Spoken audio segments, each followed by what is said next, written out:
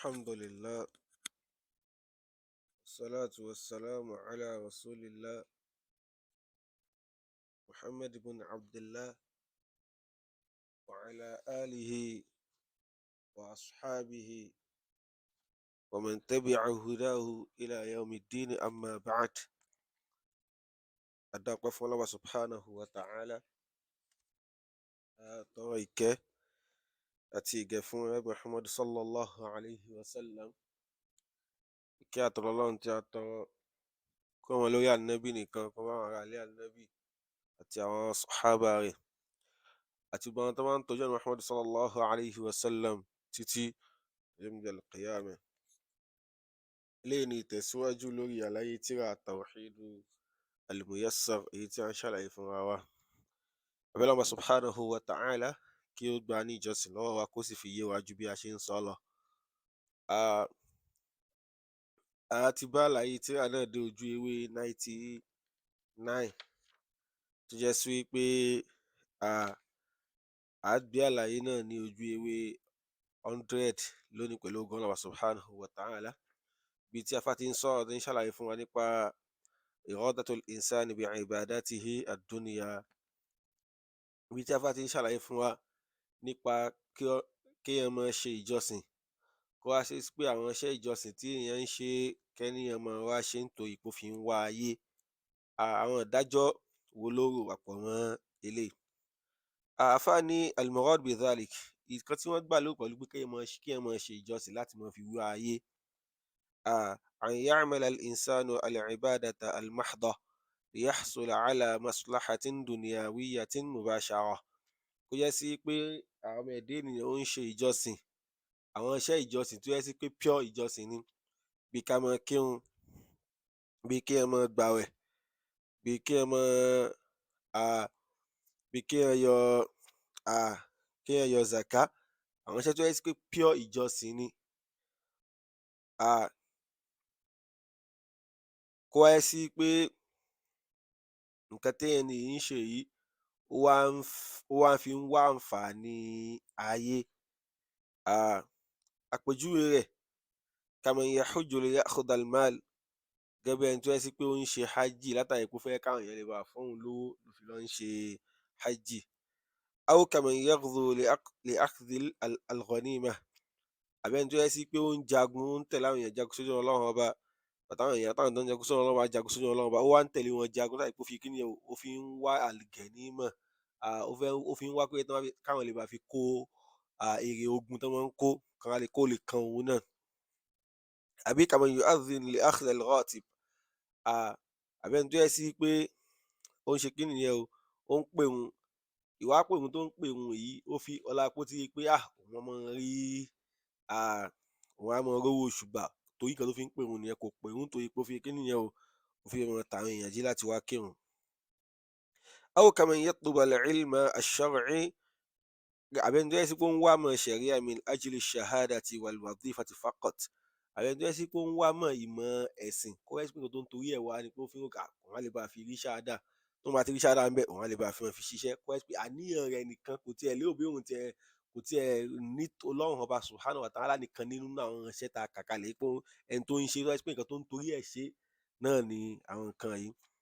Al-hukmu, ìdájọ́ eléyìí òun náà ni ala qismain, ó wá pín sí méjì ká tó nídájọ́ lé nǹkan tá a sọ yìí lórí. Àfá ní an yakuna ghaliba a'malihi aw kulliha yuridu biha ad-dunya, òun náà lẹni tó jẹ́ sí pé bó ṣe ń ṣe àwọn iṣẹ́ yìí, kó jẹ́ sí pé kò tiẹ̀ lérò nǹkan kan di ẹ̀, kò tiẹ̀ sínú ẹ̀mí ẹ̀ pé òun ń ṣe fọ́lọ́run Ọba subhanahu wa ta'ala rárá ju pé òun ń ṣe látàrí pé òun fi ń wá nǹkan ayé lọ.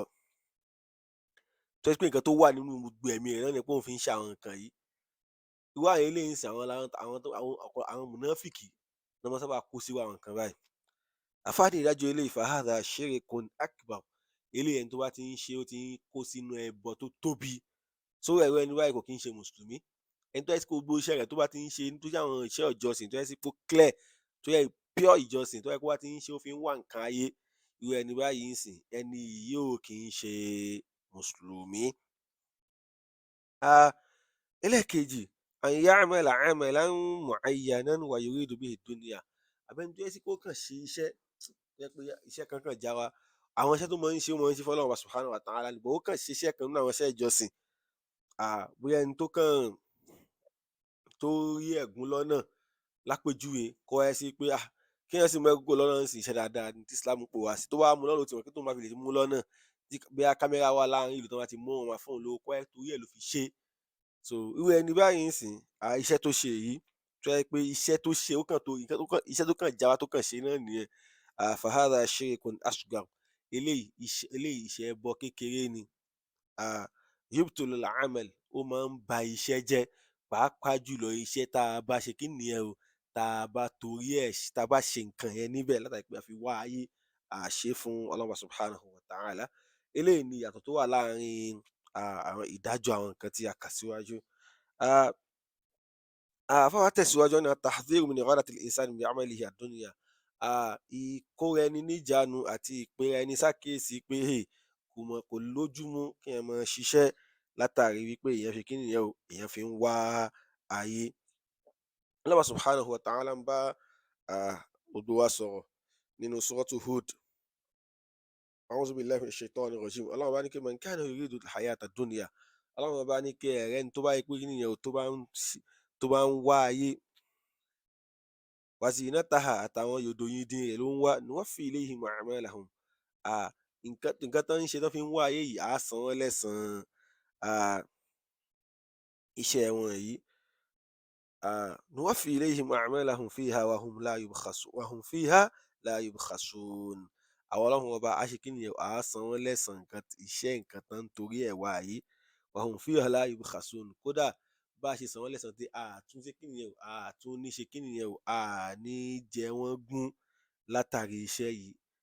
Ẹ̀san tá a san wọ́n torí tayé wá yẹn, ẹ̀san tá a san wọ́n láyé náà, ẹ̀san yìí ẹ̀san tí ó bá nǹkan tí kí nìyẹn o, tí wọ́n ṣe mu ni, tí ò ní jẹ́ sí pé a ṣe kí nìyẹn o, pa ṣàbòsí fún wọn rárá, àbá tiẹ̀ dín ẹ̀san wọn kù tó jẹ́ ẹ̀san ti tayé torí ẹ̀ ṣe nǹkan tí wọ́n ń ṣe. Ọlọ́run wá tẹ̀síwájú, Ọlọ́run wá ní pé ulaika, àwọn tá a kà síwájú pé wọ́n ń ṣe àwọn iṣẹ́ tó jẹ́ pé wọn ò ṣe fọ́lọ́run ọba, wọ́n ń ṣe nítorí ayé yìí. Ọlọ́run wá ní pé ulaika, àwọn ẹni tá à ń sọ yìí, alladhina laysa lahum fil akhirati illa an-nar, tó jẹ́ sí pé tó bá di ọjọ́ ìgbéǹde al-qiyamah, kò sí nǹkan kan fún wọn ńbẹ̀ ju iná lọ. Torí wọ́n ṣèjọsìn fọ́lọ́run ọba subhanahu wa ta'ala, wọ́n ń ṣe fáyé ni. Wa habita ma sana'u fiha, àwọn iṣẹ́ tán bá tún wá ṣe, àwọn iṣẹ́ yìí náà kí nìyẹn o, wa habita ma sana'u fiha wa batilun ma kanu ya'malun. Àwọn iṣẹ́ tán bá wá ṣe láyé, tó jẹ́ pé nìyẹn o, tó jẹ́ sí pé wọ́n ń torí tayé ṣe tán torí tọ́lọ́run ọba ṣe, àwọn iṣẹ́ yìí ó bàjẹ́.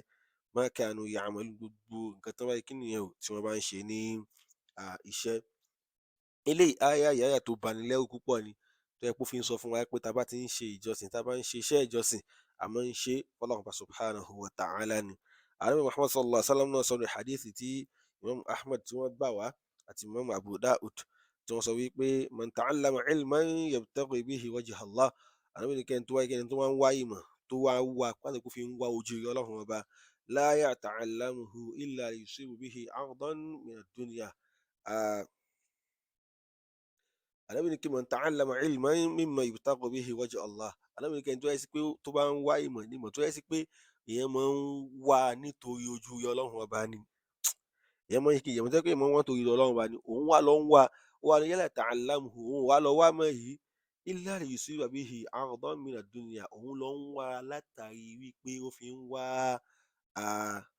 ń wá nǹkan ayé ni. Ànábì wá ní kí ẹni tó wá lọ ń ṣe báyìí, lam yajid 'arfa al-jannah. Ànábì ní kí irú ẹni báyìí kò ní ṣe kí nìyẹn o, kò ní gbóòórùn al-jannah. Tó ń túmọ̀ sí pé ẹni tó bá lọ ń ṣe iṣẹ́ ìjọsìn, àbí nǹkan tó jẹ́ pé téèyàn bá ti ń ṣe Ọlọ́run ọba lèèyàn máa ń dà níyàn pé èèyàn ń ṣe é fún, ẹni tó bá ti lọ ń ṣe é, kó wá jẹ́ sí pé kò ṣe é fọ́lọ́run ọba subhanahu wa ta'ala, ó ń ṣe é nítorí pé ó fi ń wá ayé, irú ẹni báyìí yóò máa bẹ nínú àwọn tí ò ní lẹ́san kankan tí wọ́n máa gbà lórí iṣẹ́ tí wọ́n bá ṣe ní al-qiyamah. Tó bá tún wá jẹ́ al-qiyamah tá a tún wá ń sọ yìí, wọ́n máa bẹ nínú àwọn tí tọ́lọ́run ọba subhanahu wa ta'ala tí ò ní kí káàbọ̀, tí ò sì ní san wọ́n ní ẹ̀san àwọn iṣẹ́ wọn tí wọ́n ṣe. Kí ló fà á? Torí pé wọn ò ṣe àwọn ìjọsìn wọn fẹ́ni tí ó yẹ kán ṣe fún. Ta lẹni tó yẹ kán ṣe fún? Òun náà ni pé kán máa ṣe fún Ọlọ́run ọba Allahu subhanahu wa ta'ala. Eléyìí ni àlàyé ráńpẹ́ lórí abala ti eléyìí. A tún máa tẹ̀síwájú lórí àlàyé tírà yìí ní ọjọ́ mi ọjọ́ rí. Ọlọ́run subhanahu wa ta'ala èyí tí a sọ yìí kó gbà ní ìjọsìn lọ́wọ́ ẹnìkọ̀ọ̀kan wa, kó sì jẹ́ torí tiẹ̀ náà ni a fi ń ṣe.